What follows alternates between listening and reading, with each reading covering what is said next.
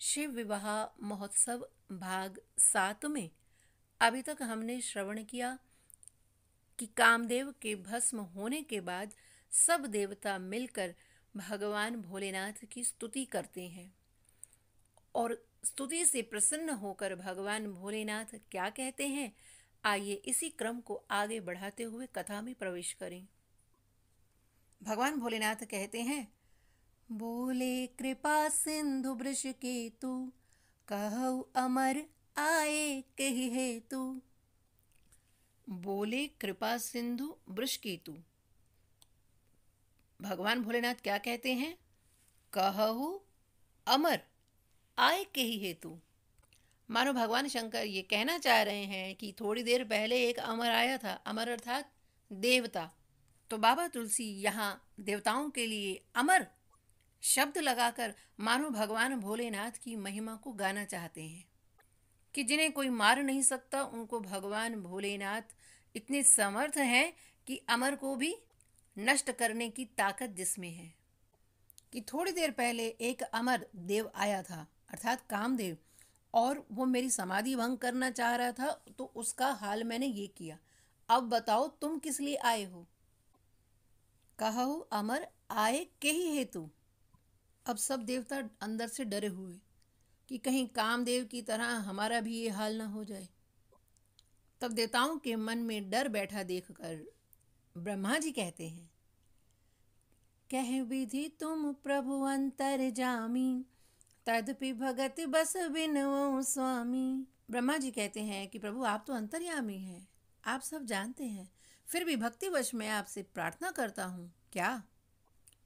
सकल सुरन के हृदय अस, शंकर परम उछाओ, निज नयन देखा चाहि, नाथ तुम्हार विवाह।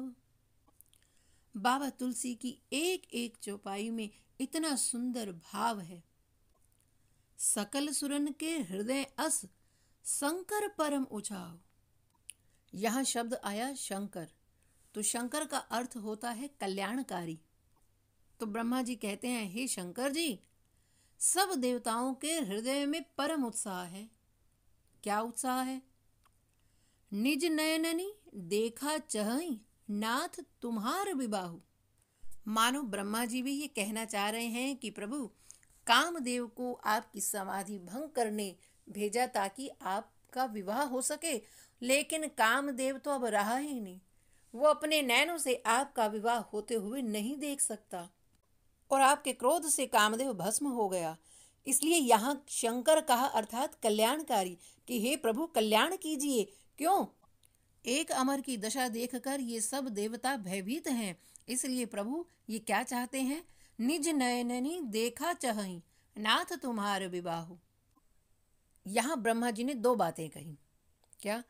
कि एक तो शंकर जी का विवाह हो और दूसरा निज नयननी देखा चाहि, अर्थात एक अमर का हाल तो ये हुआ, लेकिन प्रभु ऐसी कृपा कीजिए कि बाकी अमर बने रहें। और दूसरा आपका विवाह, नाथ तुम्हार विबाहु। और विवाह किससे? तब ब्रह्मा जी कहते हैं, पार्वती तप कीन अपारा, करहु तासु अब अंगीकारा। हे प्रभु पार्वती ने बहुत भारी तप किया है, अब आप उसे अंगीकार कीजिए, स्वीकार कीजिए। और जैसे ही सुना भगवान भोलेनाथ जी ने, सुनि विधि बिनाया समुझी प्रभुवानी, ऐसे ही हो कहा सुख मानी। तब देवन दुंदुभि बजाई, बरसि सुमन जय जय सुर साई। तब ब्रह्मा जी की प्रार्थना सुनकर भगवान भोलेनाथ को श्री राम जी की वो वाणी भी स्मरण में आ गई। जब भगवान श्री राम जी ने प्रकट होकर भगवान भोलेनाथ को माँ पार्वती की कथा सुनाई और कथा सुनाकर मांगा क्या? जाई विबाहु सैल जही, यह मोहि मांगे देहु। तो ब्रह्मा जी की प्रार्थना सुनकर और राम जी की बात जब याद आई, तब भगवान भोलेनाथ ने कह दिया तथास्तु, कि ऐसा ही होगा। और ये बात सुनकर देवता सब प्रसन्न हो गए और दुंदुभियां बजने लगी, फूलों से वर्षा करने लगे देवता। और क्या करने लगे? भगवान भोलेनाथ की जय जयकार। सब देवता प्रसन्न हुए बड़े, परंतु हैरान भी हुए कि एक बात समझ में नहीं आई कि शंकर जी ने कामजीव को तो जला दिया और विवाह के लिए तैयार हैं। तो दूसरे देवता ने कहा कि अरे तुम्हें आम खाने हैं कि पेड़ गिनने हैं?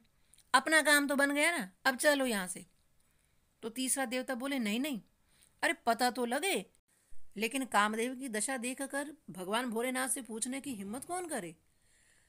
तब एक देवता ने कहा कि ऐसा करते हम ब्रह्मा जी को कहते हैं, वो पूछें। अरे हमें पता तो चले कि कामदेव भस्म हो गया और भगवान भोलेनाथ विवाह के लिए तैयार हैं। तब सब देवता ब्रह्मा जी से कहने लगे और भगवान भोलेनाथ देख रहे थे। तब शंकर जी ने ब्रह्मा जी से कहा कि देवता क्या कह रहे हैं आपसे? तब ब्रह्मा जी कहते हैं कि प्रभु, ये देवता यही पूछ रहे हैं कि प्रभु आपने काम जला दिया और विवाह के लिए तैयार हैं। तब शंकर जी हंस के बोले, ताकि दुनिया वाले देख लें, काम को मैंने जला दिया और विवाह के लिए तैयार हूँ। इसका अर्थ ये है कि मैं काम की प्रेरणा से नहीं, श्री राम की प्रेरणा से विवाह के लिए तैयार हूँ। मेरी अपनी कोई कामना नहीं। तब सब देवताओं ने जय जयकार की। तब देवन दुंदुभी बजाई, बारिश सुमन जय जय सुरसाई। उसी समय वहां पर सप्तऋषि भी आ गए। तब ब्रह्मा जी ने उन्हें तुरंत हिमाचल राज के घर भेजा और उनसे कहो कि आपकी पुत्री की तपस्या पूर्ण हुई, अब आप उन्हें आदर सहित घर में ले आएं और भगवान भोलेनाथ विवाह के लिए तैयार हैं। तब सप्तऋषि हिमाचल राज के यहाँ जब जाते हैं तो सबसे पहले वो कहाँ गए? प्रथम गए जह रही भवानी, बोले मधुर बचन छलमानी। क्योंकि मन में उनके केवल और केवल भगवती के दर्शन पाने की लालसा है, क्योंकि माँ का तप, दृढ़ विश्वास और संकल्प देखकर वे गदगद हैं। इसलिए लिखा बोले मधुर बचन छल मानी। तो माँ पार्वती जी के पास जाकर सप्तऋषि क्या कहते हैं? कहा हमार न सुने हो तब नारद के उपदेश, अब भा झूठ तुम्हारपन जा रे ओ काम महेश। सप्तऋषि जी माँ पार्वती से कहते हैं, नारद को उपदेश मानकर तुमने हमारा कहना तो माना नहीं। अब देखो, हो गया ना तुम्हारा प्रण झूठा कि शंकर को पति रूप में पाऊंगी। देखो, क्योंकि शंकर ने तो काम को ही जला दिया है, अब उनके मन में कोई कामना ही नहीं है। जा रे ओ काम महेश। अरे जब उनके मन में कोई इच्छा ही नहीं रही, कोई कामना ही नहीं है, तो तुमसे विवाह करेंगे कैसे? तो माँ पार्वती कहती हैं, तुम्हारे जान काम अब जारा, अब लगी शंभु रहे सविकारा। हमरे जान सदा शिव जोगी, अज अनवद अकाम अभोगी। जो मैं शिव से ये अस जानी, प्रीति समेत कर्म मन बानी। तो हमारपन सुनहु मुनीसा, करी हई सत्य कृपा निधीसा। तो माँ पार्वती कहते हैं कि हे मुनियों, इसका मतलब ये हुआ कि आपकी समझ में तो भगवान भोलेनाथ ने कामदेव को अब जलाया है, तो इसका मतलब भगवान भोलेनाथ अब तक विकार से युक्त रहे। लेकिन मेरी समझ में तो भगवान भोलेनाथ सदा से ही योगी, अजन्मा, निष्काम और सब भोगों के त्यागी हैं। और जो ऐसा जानकर मैंने प्रीतिपूर्वक मन वचन कर्म से भगवान भोलेनाथ की सेवा की है, तो हे मुनीश्वरों सुनो, मेरा प्रण झूठा नहीं होगा, क्योंकि मेरे प्रण को कृपा सिंधु भगवान भोलेनाथ सत्य करेंगे और पत्नी रूप से मुझे स्वीकार करेंगे। तुम जो कहा हर जा रे उमारा सोई अति बड़ अविवेक तुम्हारा। तात अनल कर सहज सुभाऊ हिमते ही निकट जाई नहीं काऊ। और आपने जो ये कहा कि भगवान भोलेनाथ ने कामदेव को भस्म कर दिया, ये आपका बहुत बड़ा अज्ञान है, क्योंकि अग्नि का तो साधारण स्वभाव है कि ठंड उसके निकट कभी जा ही नहीं सकती। गए समीप सो अवसी नसाई असी मन माथ महेश की नाई। जिस प्रकार अग्नि के नजदीक जाने से ठंड अपने आप नष्ट हो जाती है, इसी प्रकार कामदेव और शिवजी के लिए भी ऐसा ही समझना चाहिए। माँ पार्वती की बात सुनकर हिय हर्षे मुनि बचन सुनी देख प्रीति विश्वास चले भवानी ही नाई सिर गए हिमाचल पास। माँ पार्वती की वचन सुनकर उनका प्रेम और विश्वास देखकर मुनिगण हृदय में प्रसन्न हुए और पार्वती मैया को सिर नवाकर वे चले हिमाचल राज के पास। जब सप्त ऋषि हिमाचल राज के पास जाते हैं तो क्या कहते हैं? सब प्रसंग गिरपति सुनावा मदन दहन सुनि अति दुख पावा बहुरी कहे रति कर बरदाना सुनि हिमवंत बहुत सुख माना। सप्त ऋषियों ने सब बात बताई कि किस प्रकार भगवान भोलेनाथ समाधि से जागे और ब्रह्मा जी के प्रार्थना करने पर भगवान भोलेनाथ तैयार हैं विवाह के लिए। और जब कामदेव का भस्म होना सुना तो हिमवान दुखी हुए और फिर रति के वरदान की बात सुनकर हिमाचल राज प्रसन्न हो गई।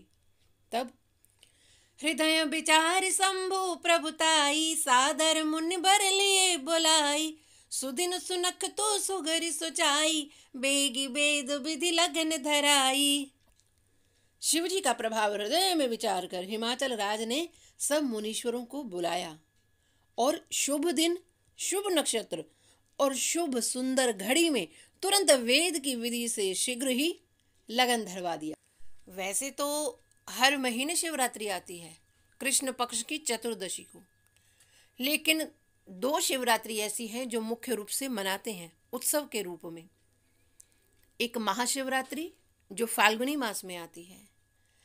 फाल्गुनी मास में जो महाशिवरात्रि आती है उसको हम उत्सव के रूप में मनाते हैं, क्योंकि इस दिन भगवान भोलेनाथ का प्राकट्य हुआ था लिंग के रूप में और सर्वप्रथम पूजा की थी विष्णु जी और ब्रह्मा जी ने।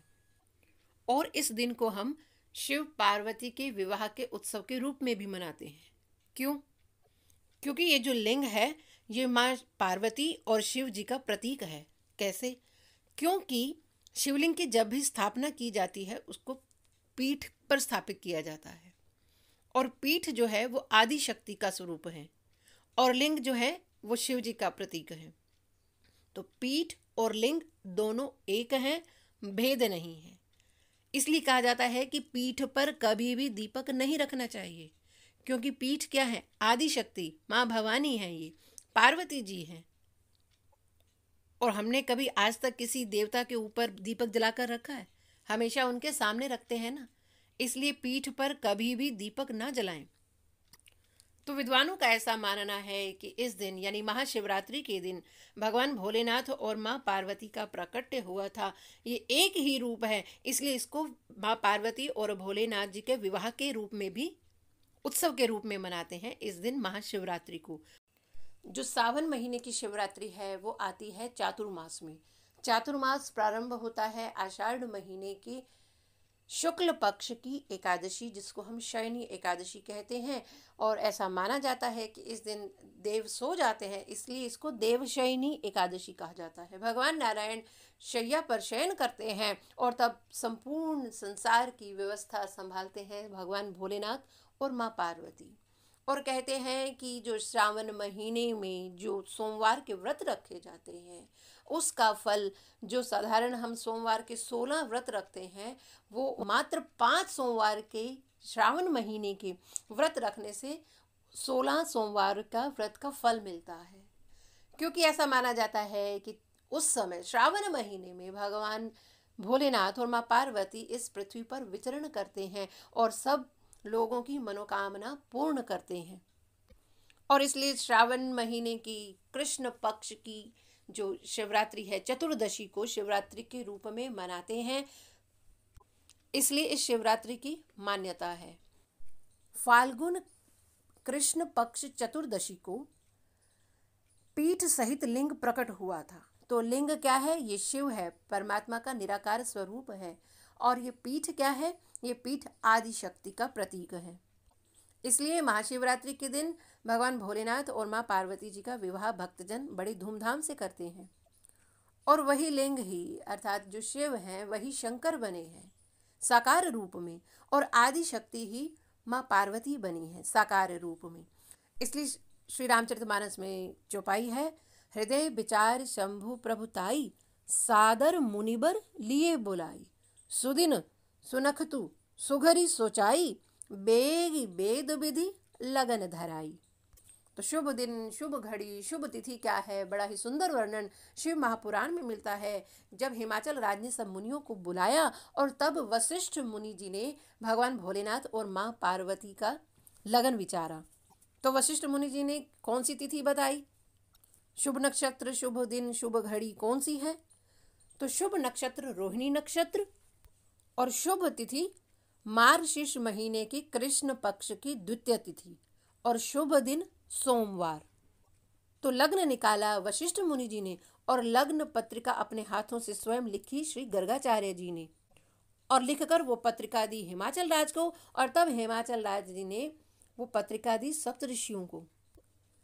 पत्री सप्तऋषिन सोई दीनी, गई पद बिनय हिमाचल कीनी, जाई विधि तिन दीनी सुपाती, बाचत प्रीति न हृदय समाती, लगन बाची अज सब ही सुनाई, हर्षे मुनि सब सुर समुदायी। तब हिमाचल राज ने सप्तऋषियों के चरण पकड़कर प्रार्थना की और वो लग्न पत्रिका हिमाचल ने सप्तऋषियों को दी। तब सप्तऋषि वो पत्रिका लेकर चले हैं कैलाश की ओर, जहाँ सब देवता हैं और भगवान भोलेनाथ ब्रह्मा जी और विष्णु सहित विराजमान हैं। और सप्तऋषि जैसे ही पहुंचे उन्होंने वो लग्न पत्रिका दी ब्रह्मा जी को, और तब ब्रह्मा जी ने सबको पढ़कर सुनाई। और सुनते ही सब देवता प्रसन्न हो गए, और देवता तिथि सुनते ही विवाह की तुरंत अपने घर को निकल आए। क्यों? क्योंकि विवाह है ठीक 4 दिन बाद। अब सब देवता सोचने लगे, अरे भोलेनाथ के पास तो कुछ है नहीं, कहीं वो हमसे कुछ मांग ना लें। और शीघ्र अपने लोक को आ गए और करने क्या लगे? लगे सवारन सकल सुर, बाहन विविध विमान, होई सगुन मंगल सुभग, करहि अप्सरा गान। अब देखो, ऐसा विवाह कभी किसी ने देखा है कि दूल्हे के घर में तो कोई संगीत का कार्यक्रम नहीं हो रहा और बारातियों के घर में संगीत का कार्यक्रम चल रहा है। होई सगुन मंगल सुभग, करहि अप्सरा गान।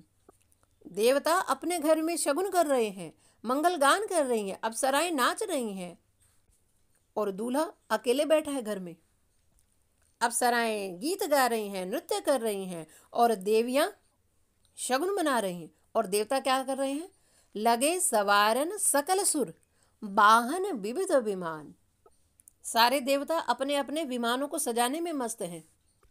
विष्णु जी गरुड़ जी को नहला रहे हैं, माला पहना रहे हैं, और इंद्र अपने ऐरावत हाथी को रगड़ रगड़ के धो रहे हैं, और कुबेर अपने पुष्पक विमान को फूलों से लड़ियों से सजा रहे हैं, और यमराज अपने भैंसे को रगड़ रगड़ के नहला रहे हैं, मानो गोरा बनाकर ही छोड़ेंगे। तो सब देवता अपनी अपनी गाड़ी सजा रहे हैं। किसी को चिंता नहीं कि दूल्हे की गाड़ी कौन सजाएगा। अरे दूल्हे की गाड़ी तो छोड़ो, दूल्हे को कौन सजाएगा इसकी भी किसी को कोई चिंता नहीं। इसीलिए लगे सवारन सकल सुर, बाहन विविध विमान, होई सगुन मंगल सुभद, करहि अप्सरा गान।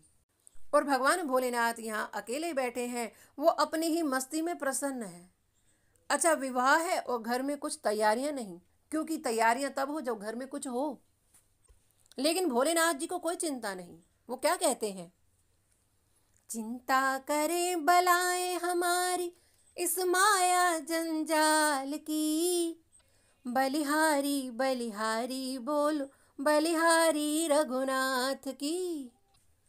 जिस मालिक ने जन्म दिया है अन्न वस्त्र भी देवेगा, सिर ढकने को छत देवेगा, खबर हमारी लेवेगा। भजन करो निश्चिंत रहो, चिंता छोड़ो रोटी दाल की। बलिहारी बलिहारी बोलो, बलिहारी रघुनाथ की। चिंता करें बलाएं हमारी इस माया जंजाल की। बलिहारी बलिहारी बोलो, बलिहारी रघुनाथ की। राम जी अपने बंदों की खुद ब खुद करते हैं निगरानी। नया बिस्तर, नया मंजा, नया दाना, नया पानी। युगल सरकार जब सिर पर तो मस्ती दिल में रहती है। किसी की नाव पानी में यहाँ रेती पे चलती है। इसलिए भक्त सदा निश्चिंत रहते हैं। भोलेनाथ जी को कोई चिंता नहीं है। चिंता हुई भोलेनाथ जी के गणों को। तो गणों ने कहा कि बाबा घर में कुछ है नहीं और विवाह के लिए आपने हाँ कर दी। तो शंकर जी कहते हैं हमने हाँ नहीं की, हमसे हाँ कहलाई गई। किसने? जिनका हम भजन करते हैं। स्वयं श्री राम जी ने मुझसे कहा, अब बिनती मम सुनहु शिव, जो मो पर निज नेहु। जाई विबाहु सैल जही, यह मोहि मांगे देहु। मेरे स्वामी ने मुझे आज्ञा दी, सोई मैं पूरी कर रहा हूँ। उन्होंने कहा कि विवाह करो, तो मैंने इसलिए विवाह के लिए हाँ कर दी। क्योंकि गुरु जब शिष्य को आज्ञा देता है तो उस आज्ञा को पूरा करने की सामर्थ्य भी वही गुरु देता है। इसलिए गुरु की आज्ञा शिरोधार्य करते समय ये विचार ना करें कि हम कर पाएंगे कि नहीं कर पाएंगे। केवल अपनी स्वामी की आज्ञा का पालन करना चाहिए निश्चिंत होकर। हमारे साथ श्री रघुनाथ तो किस बात की चिंता, शरण में रख दिया जब माथ तो किस बात की चिंता। किया करते हो तुम दिन रात क्यों बिन बात की चिंता, तेरे स्वामी को रहती है तेरी हर बात की चिंता। हमारे साथ श्री रघुनाथ तो किस बात की चिंता, शरण में रख दिया जब माथ तो किस बात की चिंता। न खाने की न पीने की, न मरने की न जीने की। न खाने की न पीने की, न मरने की न जीने की। रहे हर श्वास पे भगवान के प्रिय नाम की चिंता। हमारे साथ श्री रघुनाथ तो किस बात की चिंता, शरण में रख दिया जब माथ तो किस बात की चिंता। विभीषण को अभय वर दे दिया लंकेश पल भर में। विभीषण को अभय वर दे दिया लंकेश पल भर में। उन्हीं का कर रहे गुणगान तो किस बात की चिंता, शरण में रख दिया जब माथ तो किस बात की चिंता। हुई हम पर कृपा बनाया दास जो अपना, हुई हम पर कृपा बनाया दास जो अपना। उन्हीं के हाथ में अब हाथ तो किस बात की चिंता, उन्हीं के हाथ में अब हाथ तो किस बात की चिंता। हमारे साथ श्री रघुनाथ तो किस बात की चिंता, शरण में रख दिया जब माथ तो किस बात की चिंता। तो अब गणों ने कहा कि बाबा जिसके घर में विवाह होता है उसके घर तो 2-4 रिश्तेदार भी आते हैं, चाचा चाची, मामा मामी, बुआ मौसी, पर आपके यहाँ तो कोई आया ही नहीं। तो शंकर जी बोले, कोई है ही नहीं तो आवे कहाँ से? अच्छा, तो आपका किसी से नाता नहीं है? तब शंकर जी बोले, नाता तो है। किससे? नाता एक राम जी से, दूजा नाता तोड़ दे। आशा एक राम जी से, दूजी आशा छोड़ दे। धन्यवाद निर्विवाद राम राम कहिए, जाहि विधि राखे राम ताहि विधि रहिए।